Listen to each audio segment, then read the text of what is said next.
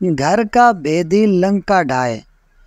लंका का राजा रावण रामचंद्र जी की बीवी सीता को धोखे से उठाकर ले गया और लंका में ले जाकर उसने सीता जी को अपने महल में कैद कर दिया।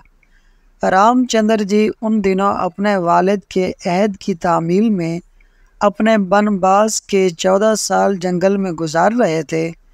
जब रामचंद्र जी को पता चला तो उन्होंने बंदरों की एक फौज इकट्ठी करके लंका पर चढ़ाई कर दी ताकि अपनी बीवी सीता को रिहाई दिलाकर लाएं। बंदरों की फौज की क़यादत उनका राजा हनुमान कर रहा था, जो रामचंद्र जी का भगत था। काफ़ी कोशिशों के बावजूद भी राजा रामचंद्र जी को रावण के खिलाफ कोई कामयाबी नहीं मिल रही थी, क्योंकि रावण भी एक बहुत बड़ा राजा था। उसको शिकस्त देना मुमकिन नज़र नहीं आ रहा था। इसी दौरान रावण के भाई ने रामचंद्र जी से साज़बाज़ कर ली और उनको वहाँ के तमाम सरबस्ता राज बता दिए।